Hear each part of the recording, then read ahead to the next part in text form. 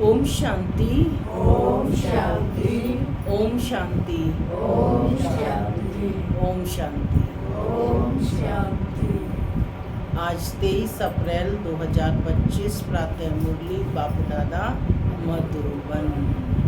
आज बाबा ने मीठी मधुर मुरली में इस नाटक के राज को समझाया है। बाबा कहते कि अब ये जो सृष्टि रूपी नाटक है वह पूरा होने को है, तो घर वापस जाना है। कलयुग का ये अंत है और सतयुग रिपीट होगा फिर से, क्योंकि चक्र सदैव चलता रहता है। साथ ही बाबा ने कहा कि बच्चे जो हैं बहुत थक गए हैं। बच्चों को थकावट माने आत्मा को थकावट की अनुभूति क्यों हो रही है, उसका कारण क्या है। तो बाबा ने स्पष्ट किया कि अनेक जन्मों से भक्ति करते आ रहे हैं, अपना पैसा भी बहुत अधिक खर्च किया और भगवान की तलाश में चारों तरफ धक्के भी खाते रहे, पर भगवान नहीं मिला। तो इससे आत्मा जब तंग होती है तो थकावट की अनुभूति होती है। तो बाप इस समय आई है हम सब आत्माओं की थकावट को दूर करने। साथ ही बाबा ने कहा ये पढ़ाई पढ़नी है और सबको भी परमात्म संदेश देना है, उन्हें भी बाप का बच्चा बनाना है, क्योंकि वो आत्माएं भी तो तंग हो गई हैं। तो भक्त आत्माएं इस समय तंग हो चुकी हैं, थक चुकी हैं, भगवान को पुकारते। तो हर आत्मा तक हमें ये संदेश पहुंचाना है कि जिसे ढूंढ रहे हैं वह आ चुका है। सुनते हैं आज के डायरेक्ट ईश्वरीय महावाक्य। ओम शांति। ओम शांति। बाबा कहते मीठे बच्चे, क्या कहा बाबा ने? अब नाटक पूरा होता है, वापिस घर जाना है। कलयुग अंत के बाद फिर सतयुग रिपीट होगा, यह राज सभी को समझाओ। अब नाटक पूरा होता है, वापिस घर जाना है। कलयुग अंत के बाद फिर सतयुग रिपीट होगा, यह राज सभी को समझाओ। आज की मुरली से प्रश्न है, आत्मा पाठ बजाते बजाते थक गई है, थकावट का मुख्य कारण क्या है? आत्मा पाठ बजाते बजाते थक गई है, थकावट का मुख्य कारण क्या है? क्या कारण है थकावट का? बाबा को भूल गए हैं। और क्या कारण है? भक्ति में धक्के खाते रहे हैं। सुनते हैं बाबा का उत्तर। बाबा कहते बहुत भक्ति की, अनेक मंदिर बनाए, पैसा खर्च किया, धक्के खाते खाते सतो प्रधान आत्मा तमो प्रधान बन गई। तमो प्रधान होने के कारण ही दुखी हुई। जब किसी बात से कोई तंग होता है तब थकावट होती है। अभी बाप आए हैं सब थकावट मिटाने। ओम शांति। मना मैं शांत स्वरूप आत्मा हूँ, शांति मेरा स्वधर्म है। बाबा कहते मीठे बच्चे अब घर वापस जाना है। ओम शांति। रूहानी बाप बैठ रूहानी बच्चों को समझाते हैं कि उनका नाम क्या है। रूहानी बाप का नाम क्या है? शिव। यहाँ जो बैठे हैं तो बच्चों को अच्छी रीति याद रहना चाहिए। इस ड्रामा में जो सबका पार्ट है वह अब पूरा होता है। क्या कहा बाबा ने? इस ड्रामा में जो सबका पार्ट है वह अब पूरा होता है। नाटक जब पूरा होने पर होता है तो सभी एक्टर्स समझते हैं कि हमारा पार्ट अब पूरा होता है। अब जाना है घर। कहाँ है घर? परम धाम। तो हर आत्मा को ये फील होती है कि अब नाटक का में हमारा पार्ट पूरा हो रहा है। तो बच्चों को भी बाप ने अभी ये समझ दी है। यह समझ और कोई में है नहीं, बच्चों में ही ये समझ है। अभी तुम्हें बाप ने समझदार बनाया है। कौन बैठे हो? समझदार। किसने बनाया समझदार? बाप ने। बच्चे क्या क्या समझदार बनाया कि बच्चे अब नाटक पूरा होता है, अब फिर नए सिर चक्र शुरू होना है। नई दुनिया में सतयुग था, अभी पुरानी दुनिया में यह कलयुग का अंत है। यह बातें तुम बच्चे ही जानते हो जिनको बाप मिला है। कौन जानते हैं? जिनको बाप मिला है। नए जो आते हैं तो उनको भी यह समझाना है कि अब नाटक पूरा होना है। अब नाटक पूरा होता है, कलयुग अंत के बाद फिर सतयुग रिपीट होना है। इतने सब जो हैं उनको वापस जाना है अपने घर। अब नाटक पूरा होता है, इससे मनुष्य समझ लेते हैं कि प्रलय होती है। अभी तुम जानते हो पुरानी दुनिया का विनाश कैसे होता है। भारत तो अविनाशी खंड है, बाप भी यहाँ ही आते हैं। भारत कैसा है? अविनाशी खंड है। भारत खंड का कभी विनाश नहीं होता है। क्यों? क्योंकि भगवान इसी धरा पर आते हैं। तो बाबा कहते हैं कि बाकी और सब खंड खलास हो जाएंगे।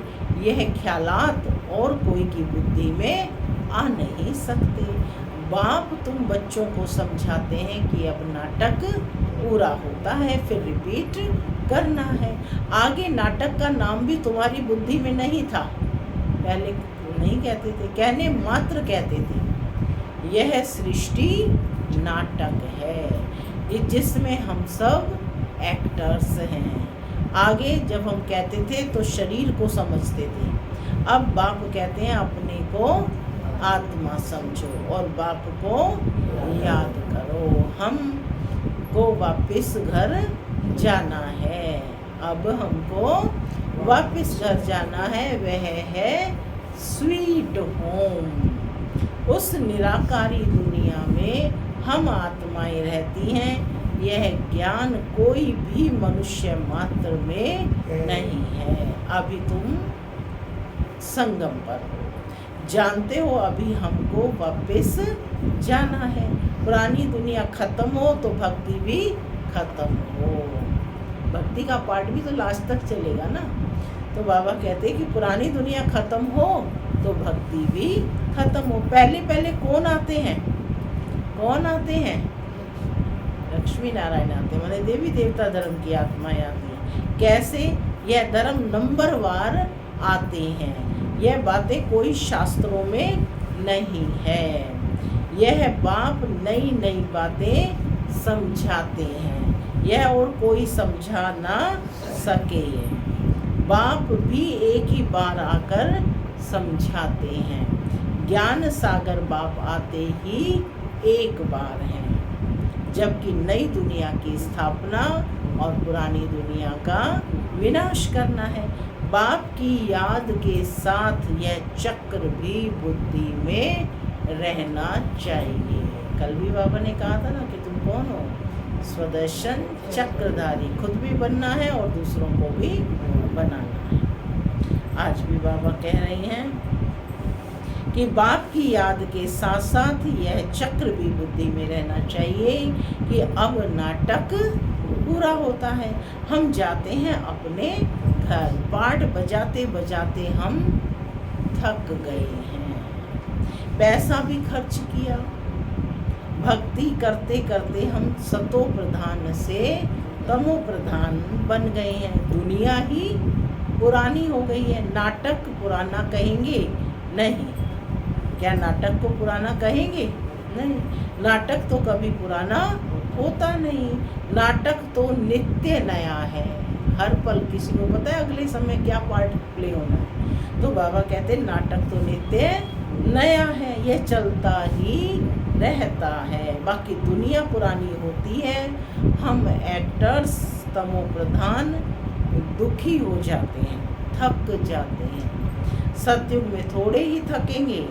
कोई बात में थकने व तंग होने की बात नहीं। यहाँ तो अनेक प्रकार की तंगी देखनी पड़ती है। तुम जानते हो ये पुरानी दुनिया खत्म होनी है। संबंधी आदि कुछ भी याद नहीं आना चाहिए। क्या कहा बाबा ने?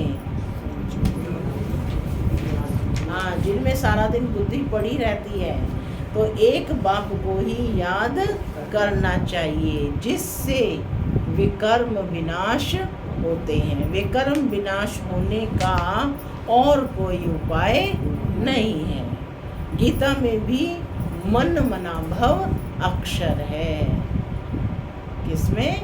गीता में भी मन मना भव कि मन को, अपने मन को मेरे मन के साथ कनेक्ट करो, परंतु अर्थ कोई समझ ना सके।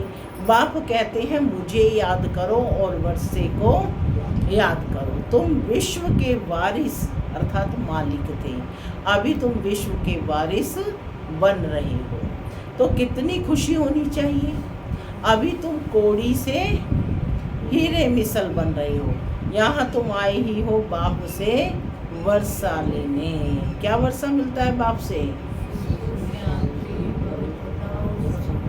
तुम जानते हो जब कलाएं कम होती हैं तब फूलों का बगीचा मुरझा जाता है। अभी तुम बनते हो गार्डन ऑफ फ्लावर। सतयुग गार्डन है तो कैसा सुंदर है। फिर धीरे धीरे कला कम होती जाती है। 2 कला कम हुई, गार्डन मुरझा गया। अभी तो कांटों का जंगल हो गया है। अब तो फूल ही नहीं है, सब क्या हो गए हैं? कांटे। अभी तुम जानते हो दुनिया को कुछ भी पता नहीं है। यह नॉलेज तुमको अब मिल रही है। यह है नई दुनिया के लिए नई नॉलेज। तो कौन बैठे हो? भाग्यशाली बैठे हो ना, कि जिन्हें नई दुनिया की नई नॉलेज जो है परमपिता परमात्मा से मिल रही है। नई दुनिया विस्थापन होती है, करने वाला है बाप। सृष्टि का रचयिता बाप है। याद भी बाप को ही करते हैं कि आकर हेवन रचो, सुख धाम रचो। तो जरूर दुख धाम का विनाश होगा ना। सुख धाम आना है तो दुख धाम को तो जाना पड़ेगा ना। बाबा रोज रोज समझाते रहते हैं, उसको धारणा कर फिर समझाना है। बाबा कहते हैं ये अमूल्य रतन जो सुना रहे हैं रोज रोज, उसको अपने जीवन में धारण करना है, फिर दूसरों को समझाना है। पहले पहले तो मुख्य बात ये समझानी है कि हमारा बाप कौन है, जिससे वर्षा पाना है। भक्ति मार्ग में भी गॉड फादर स्कूल में, हाँ, भक्ति मार्ग में भी गॉड फादर को याद करते हैं कि हमारे दुख हरो, सुख दो। लोग क्या कह रहे हैं? यही तो याद कर रहे हैं कि हमारे दुख हरो, सुख दो। तो तुम बच्चों की बुद्धि में ये स्मृति रहनी चाहिए कि स्कूल में स्टूडेंट्स की बुद्धि में नॉलेज रहती है, ना कि घर बार। बच्चा स्कूल में गया, क्या घर को याद करता रहता है? बस उसको पढ़ाई याद रहती है। स्टूडेंट लाइफ में धंधे धोरी की बात रहती नहीं, स्टडी याद रहती है। यहाँ तो फिर कर्म करते, गृहस्थ व्यवहार में रहते बाप कहते हैं यह स्टडी करो। क्या कहा है बाबा ने? घर गृहस्थ में रहते हुए बाप कहते हैं यह स्टडी करो, ये पढ़ाई पढ़ो। ऐसे नहीं कहते कि सन्यासियों के मुआफिक घर बार छोड़ो। यह है ही राजयोग। यह प्रवृत्ति मार्ग है। सन्यासियों को भी तुम कह सकते हो कि तुम्हारा है हठ योग। तुम घर बार छोड़ते हो, यहाँ वह बात नहीं है। यह दुनिया ही कैसी गंदी है, क्या लगा पड़ा है। गरीब आदि कैसे रहे पड़े हैं, देखने से ही नफरत आती है। बाहर से जो भी विजिटर्स आदि आते हैं उन्हों को तो अच्छे अच्छे स्थान दिलाते हैं। उनको दिल्ली के जो ऐसे स्थान है जहाँ पर झुग्गियाँ झोपड़ी पड़ी हैं, है ना, लोगों की दुर्दशा है, तो वो उन कीचड़ पट्टी में तो नहीं लेकर जाते। बड़े बड़े लोगों को जो आते हैं, जो अच्छे स्थल हैं उन्हीं पर ही दिखाते हैं। तो बाबा कहते हैं कि बाहर से जो विजिटर्स आदि आते हैं उन्हों को तो अच्छे अच्छे स्थान दिखाते हैं। गरीब आदि कैसे गंद में रहे पड़े हैं वह थोड़े ही दिखाते हैं। उन्हें नाले के सहारे, पगडंडी के सहारे पर कितनी झुग्गी झोपड़ियाँ पड़ी हैं, वो स्थान को ही दिखाते हैं। यह तो है ही नर्क, परंतु उनमें भी फर्क तो बहुत है ना। साहूकार लोग कहाँ रहते हैं और गरीब कहाँ रहते हैं। बाबा कहते हैं कि कर्मों का हिसाब है ना, सतयुग में ऐसी गंदगी हो नहीं सकती। यहाँ वहाँ भी फर्क तो रहता है ना। कोई सोने के महल बनाएंगे, कोई चांदी के और कोई ईंटों के। यहाँ तो कितने खंड हैं, एक यूरोप खंड ही कितना बड़ा है। वहाँ तो सिर्फ हम ही होंगे, सिर्फ भारत खंड ही होगा। यह भी बुद्धि में रहे तो हर्षित मुख अवस्था हो। स्टूडेंट की बुद्धि में स्टडी ही याद रहती है, बाप और वर्षा। मेरा बाप कौन है, उससे मुझे क्या वर्षा मिलता है। बाबा कहते हैं यह भी याद रहे तो भी कल्याण है। यह तो समझाया जाता है, बाकी थोड़ा समय है। वह तो कह देते हैं लाखों हजारों वर्ष। यहाँ तो यह बात ही 5000 वर्ष की है। तुम बच्चे समझ सकते हो।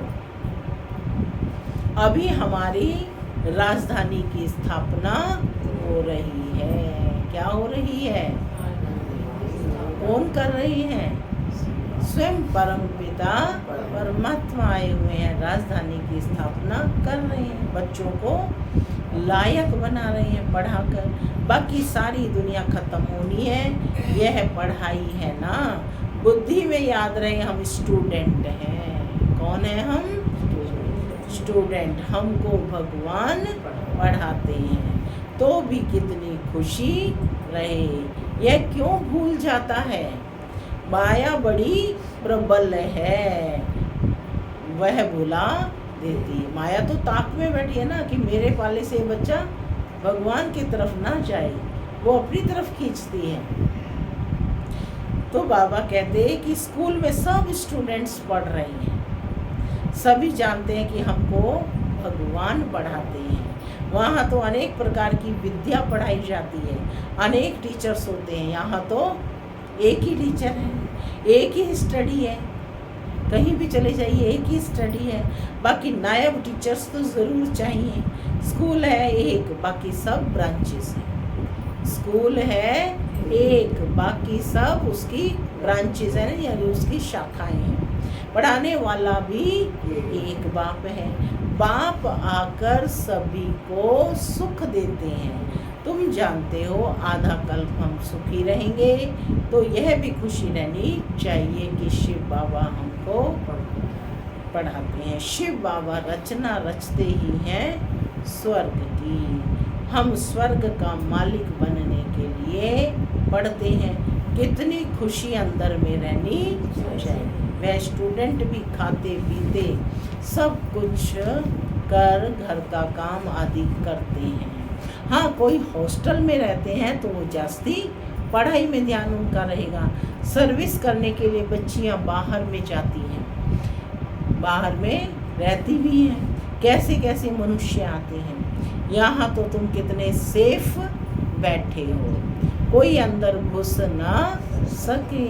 यहाँ कोई का संग नहीं। मधुबन आदि सेंटर्स हैं, यहाँ पर किसी का कोई का संग नहीं। पतित से बात करने की दरकार नहीं, तुमको कोई का मुंह देखने की भी दरकार नहीं है। फिर भी बाहर रहने वाले तीखे चले जाते हैं।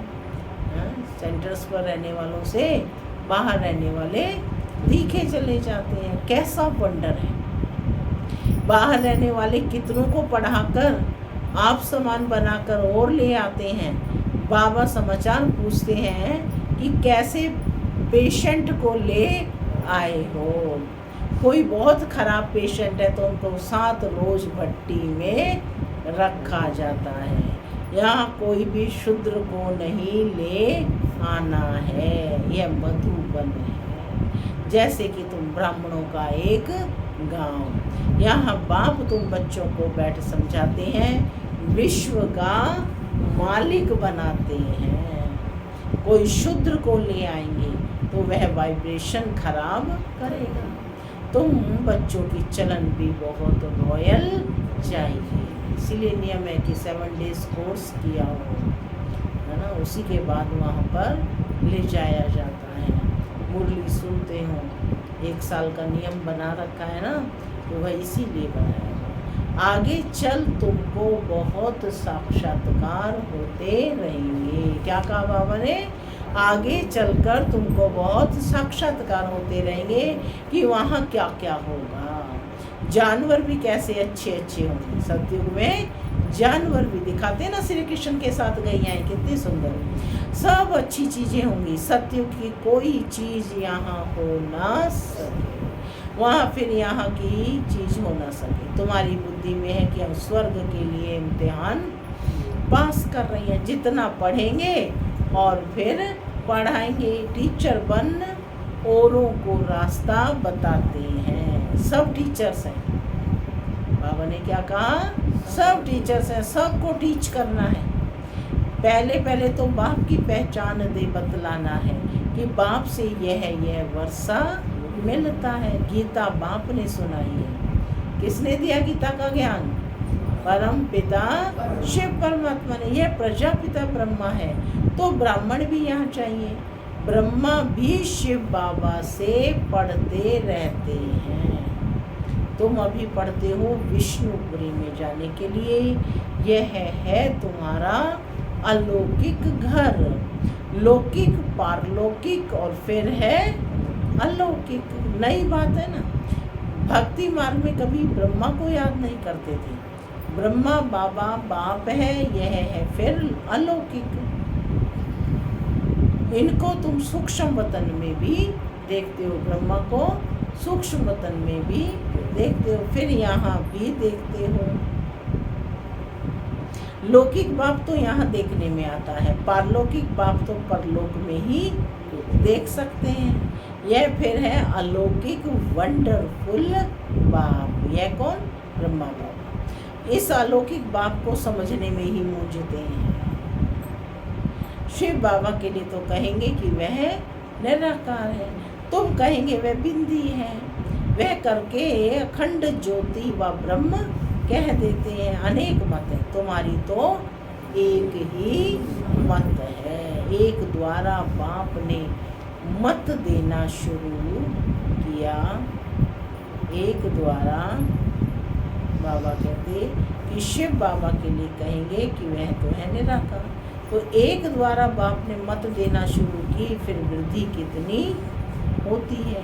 तो तुम बच्चों की बुद्धि में बाबा कहते ये याद रहना चाहिए कि हमको शिव बाबा पढ़ा रहे हैं, पतित से पावन बना रहे हैं। रावण राज्य में जरूर पतित तमो प्रधान बनना ही है, नाम ही है पतित दुनिया। पावन बाप आकर के बना रहे हैं, सब दुखी भी हैं, तब तो बाप को याद करते हैं कि बाबा हमारे दुख दूर कर हमको सुख दो। सब बच्चों का एक ही बाप है, वह तो सबको सुख देंगे ना। नई दुनिया में तो सुख ही सुख है, बाकी सब शांति धाम में रहते हैं। यह बुद्धि में याद रहना चाहिए। अभी हम जाएंगे शांति धाम। जितना नज़दीक आते जाएंगे तो आज की दुनिया क्या है और कल की दुनिया क्या होगी, सब देखते रहेंगे। स्वर्ग की बादशाही नज़दीक देखते रहेंगे। तो बच्चों को मुख्य बात समझाते हैं, बुद्धि में यह याद रहे कि हम स्कूल में बैठे हैं। शिव बाबा इस रथ पर सवार हो गए हैं। शिव बाबा कौन से रथ पर सवार हैं? ब्रह्मा के रथ पर सवार हो आए हैं हमको पढ़ाने के लिए। यह भागीरथ है। बाप आएंगे भी ज़रूर एक बार। भागीरथ का नाम क्या है यह भी किसी को पता नहीं है। यहाँ तुम बच्चे जब बाप के सम्मुख बैठते हो तो बुद्धि में यह याद रहे कि बाबा आया हुआ है, हमको सृष्टि चक्र का राज बता रहे हैं। अभी यह नाटक पूरा होता है, अब हमको जाना है। यह बुद्धि में रखना कितना सहज है, परंतु याद भी कर नहीं सकते। अभी चक्र पूरा होता है, अब हमको जाना है, फिर नई दुनिया में आकर पार्ट बजाना है। फिर हमारे बाद फलाने फलाने आएंगे। तुम जानते हो यह चक्र सारा कैसे फिरता है, दुनिया वृद्धि को कैसे पाती है। नई से पुरानी, फिर पुरानी से नहीं होती है। विनाश के लिए तैयारियां भी देख रहे हैं। नेचुरल कैलेमिटीज़ भी होनी है। कितने इतने बॉम्ब्स बना कर रखे हैं तो काम तो आने है ना। बॉम्ब से भी इतना काम होगा जो फिर मनुष्यों की लड़ाई की दरकार नहीं रहती है ना। मनुष्य ही इतनी लड़ाई करेंगे कि फिर जो क्या कहते बॉम्ब से ही डाला और क्लास हो जाएंगे, तो मनुष्यों को लड़ाई करने की दरकार नहीं रही। लश्कर को फिर छोड़ते जाएंगे, बॉम्ब्स फेंकते जाएंगे, फिर इतने सब मनुष्य नौकरी से छूट जाएंगे तो भूख मरेंगे ना। यह सब होने का है। फिर सिपाही आदि क्या करेंगे, अर्थक्वेक होती जाएंगी, बॉम्ब्स गिरते रहेंगे, एक दो को मारते रहेंगे, खूने नाहक खेल तो होना है ना।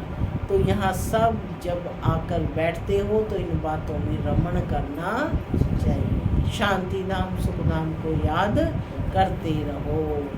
दिल से कहो, अपने दिल से पूछो कि हमको क्या याद पड़ता है, क्या याद पड़ता है। अगर बाप की याद नहीं है तो ज़रूर बुद्धि कहाँ भटकती है। विक्रम भी विनाश नहीं होंगे, पद भी कम हो जाएगा। अच्छा, बाप की याद नहीं ठहरती तो चक्र का सिमरण करो तो भी खुशी चढ़े, परंतु श्रीमत पर नहीं चलते, सर्विस नहीं करते तो बाप दादा के दिल पर भी नहीं चढ़ सकते। सर्विस नहीं करते तो बहुतों को तंग करते रहते हैं। कोई तो बहुतों को आप समान बनाए और बाप के पास ले आते हैं तो बाबा देख कर खुश होते हैं। अच्छा, मीठे मीठे सिद्धि लगे बच्चों प्रति माता पिता गुड मॉर्निंग रूहानी बच्चों को नमस्ते। हम रूहानी बच्चों की रूहानी माता पिता दादा को याद प्यार गुड मॉर्निंग और नमस्ते नमस्ते। सदा रहो हंसते, बनो फरिश्ते, चलो। धारणा के लिए मुख्य सार पहला, सदा हर्षित रहने के लिए बुद्धि में पढ़ाई और पढ़ाने वाले बाप की याद रहे। खाते पीते सब काम करते पढ़ाई पर पूरा पूरा ध्यान देना है। दूसरा पॉइंट है, बाप दादा की दिल पर चढ़ने के लिए श्रीमत पर बहुतों को आप समान बनाने की सर्विस करनी है। कोई को भी तंग नहीं करना है। आज का वरदान है, अशरीरीपन के इंजेक्शन द्वारा मन को कंट्रोल करने वाले एकाग्र चित्त भव। अशरीरीपन के इंजेक्शन द्वारा मन को कंट्रोल करने वाले एकाग्र चित्त भव। जैसे आजकल अगर कोई कंट्रोल में नहीं आता है, बहुत तंग करता है, उछलता या पागल हो जाता है तो उनको ऐसा इंजेक्शन लगा देते हैं तो वह शांत हो जाए।